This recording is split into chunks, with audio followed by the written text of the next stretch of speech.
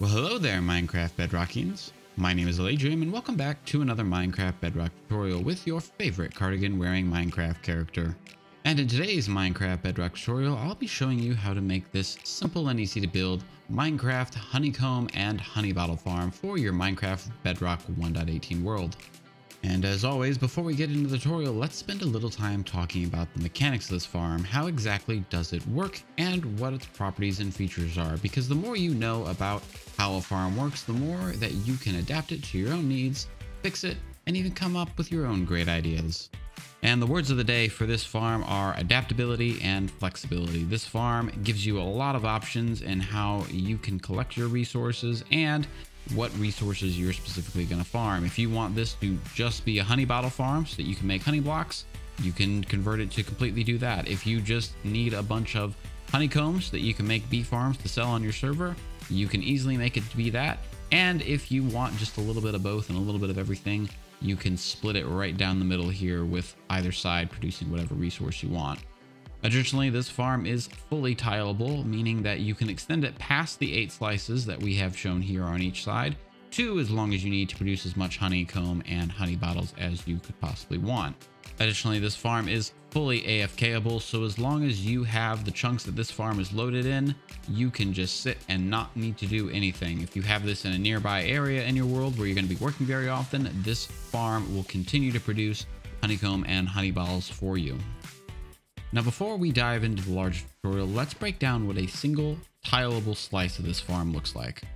First and foremost, this farm relies on one simple trick, and that's that hives and bees nests will emit a redstone signal strength of 5 when they are full with honey. We can exploit this simple little mechanic so that once the hive is full and it is dripping with gooey, delicious, yummy, tasty honey, that hive will trigger some shears or bottles depending upon what we're trying to collect, and will output that for us in a hopper system below. And as mentioned previously, you can determine which type of item you get. If you want honeycomb from this farm, simply drop in shears in the dispenser. And if you want honey bottles, you just need to evenly apply clear glass bottles to this dispenser. The reason you want to fill this up with clear glass bottles completely in all 9 slots is to prevent the dispenser from shooting the honey bottle back into the dispenser and recapturing it.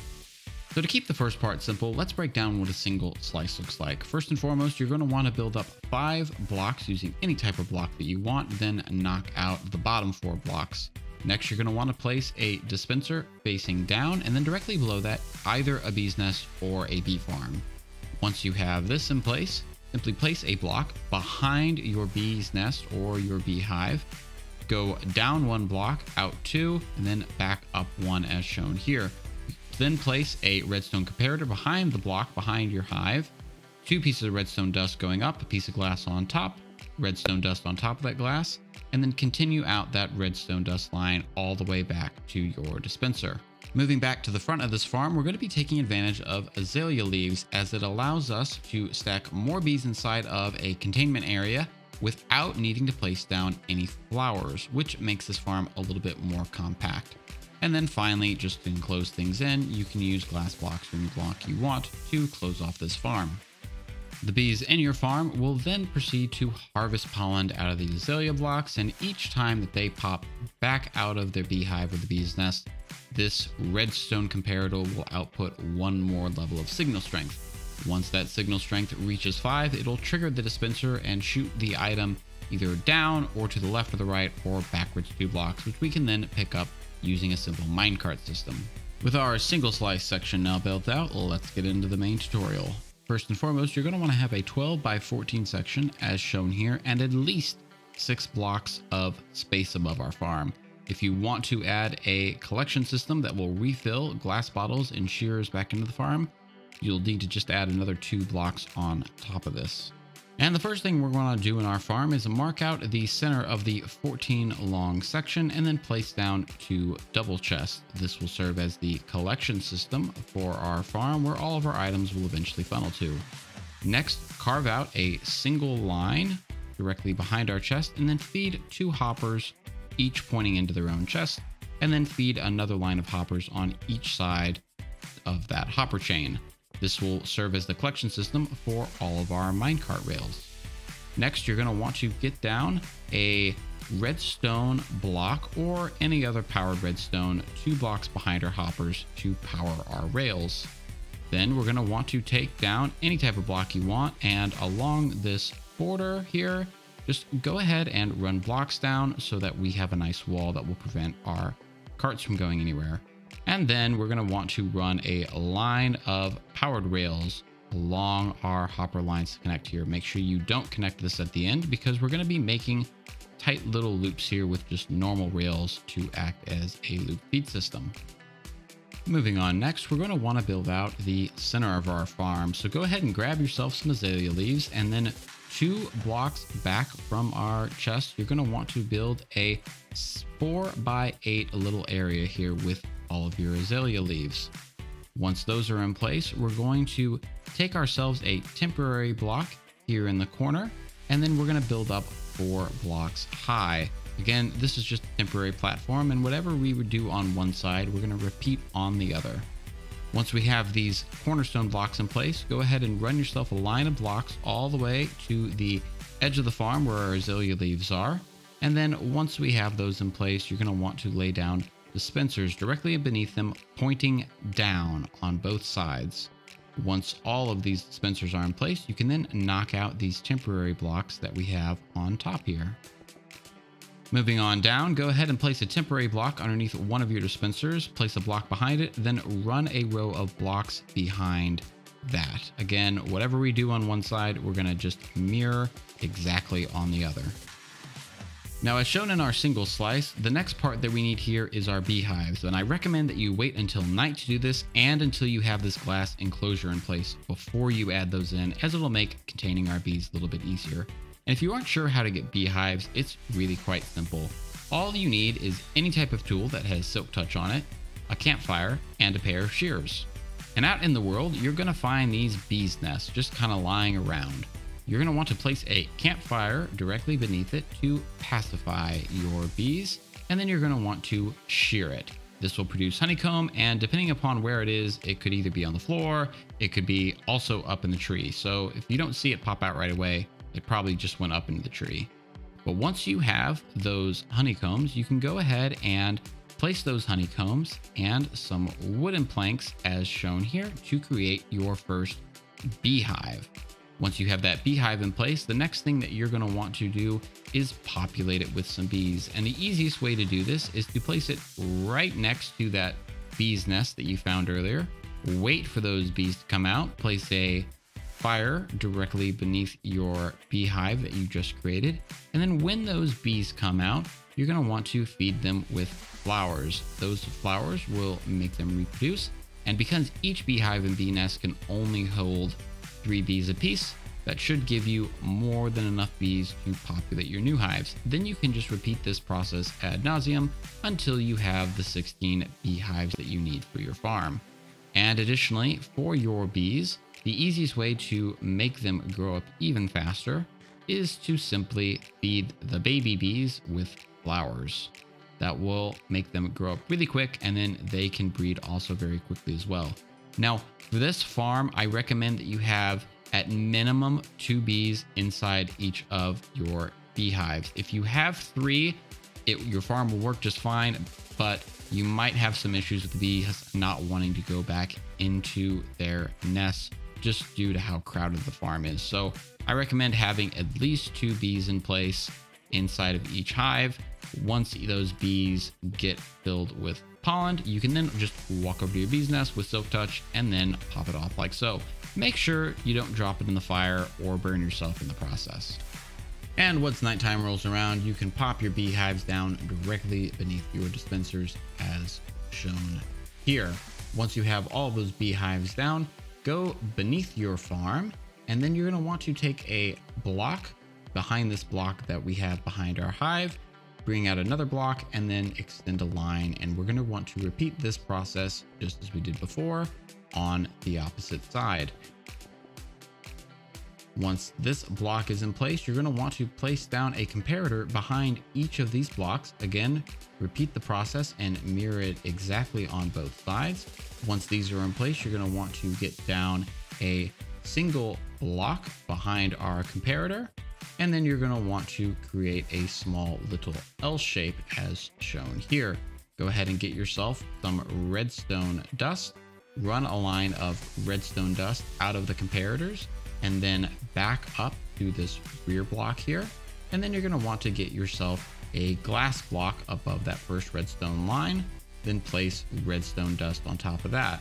Get yourself some more blocks and extend out 2 more rows of blocks all the way to our dispenser, and then run redstone dust on top of each of those. Again, we're just going to want to repeat that exact same process on both sides of our farm. Whatever we do on one side, we're going to want to mirror on the other.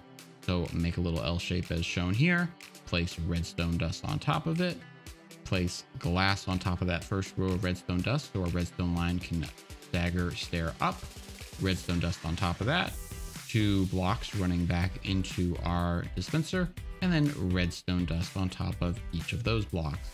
Moving now down beneath our farm, you're going to want to get yourself some minecart hoppers, and then every other cart here, you're just going to want to lay it down. These carts should push out right away and then start looping around. And then next beneath our farm, 1 block behind our hives, you're going to want to lay down a line of blocks. Now for the enclosure, I recommend making your enclosure out of glass and then placing it along the edge here so that we can fully contain our bees and so that you can see into our farm. So in case anything goes wrong, diagnose it. You're going to want a 4 wide section here, and then you're going to want to also cover up both the sides of our beehives and of our dispensers. This helps a little bit with keeping the items from shooting out, but don't worry, we will collect all of the items that come out of this farm. Finally, we're going to want to place a roof on this, and I recommend once again that you wait until you have this roof in place before you place your hives in. It makes it just a little bit easier, especially if you're doing this during the day, so that your bees don't fly out and leave the space that you have here. But once you have that in place, the only thing you need left to do is to populate each of these dispensers with either a pair of shears or to fully fill them up with glass bottles. It's really important for your glass bottle side that you have all 9 slots of your dispenser fully filled with glass bottles. It doesn't matter if there's 6 in each slot or 64 in each slot or 10 in each slot. You just need to make sure that every slot is filled with at least some glass bottles, and having those be an equal amount just makes refilling them just a little bit easier. And again, the reason for having these fully filled with glass bottles is to prevent these honey bottles from shooting back up in the dispenser when the dispenser's fired. Also, one minor correction, down here where your collection system is, you're having trouble opening your chest, go ahead and lay down 2 hoppers pointing further out of the farm, and then just extend your chest by 1 block as shown here. And when you look at that, now your chest will actually open. Now at this point, our farm is done. However, I do recommend that you add a line of hoppers pointing into each of our dispensers, just so that you can make refilling these items a little bit easier for yourself. Again, what you're going to want to do is lay down a line of hoppers feeding into each of your dispensers. On one side, you're going to want to build up 2 blocks as shown here, then place down a row of powered rails running all the way to each of the ends. On one side of your farm, you're going to want to get a lever, and then you're going to want to place that lever down at the rear of this farm so that it powers the rails on one side as shown here. You're going to make sure that you have this lever permanently turned on. A lever is just a really cheap way to send a redstone signal. Now over here at the other end, you're going to want to extend out 1 more powered rail as shown here. Place down 1 block on each side, and then you're going to want to place down 1 more block and then a temporary block at the end of this rail. Once that temporary block is in place a single hopper that feeds into it, and then knock that temporary block out, and then place down a single rail. This powered rail should be unpowered at the end of this farm and will serve as a catch collection system for our cart. Go ahead then at the end here and add 2 blocks, create a little wall. You can go ahead and knock out the bottom, then place a chest on top of each of our hoppers. This is where we will fill our items in, so when we need to populate glass bottles or shears, we can just drop them in this chest and it will flow through our farm. Finally, underneath here, we're going to want to place down our minecart hoppers. Hoppers are just a really way to feed things. And then underneath this block, place down a lever. This will serve as the main powered section, so when we give that lever a little flick, our minecart will bounce back and forth between both sides of our collection system and drop off shears or bottles. And then with another simple flick, it will stop here at the end of our farm, where then we can deposit and collect all of our last bottles and shears. And with that, our Minecraft 1.18 honeycomb and honey bottle farm is now complete. Thank you so much for watching this tutorial. I hope you found this video useful, and if you did find this video useful, please consider liking the video, subscribing it, and sharing it with others, as it might just help another Minecraft Bedrock user just like you find a honey farm that fits their needs. But that's all the time that we have for today. Thank you again so much for watching, and I will see you in the next episode. Talk to you soon.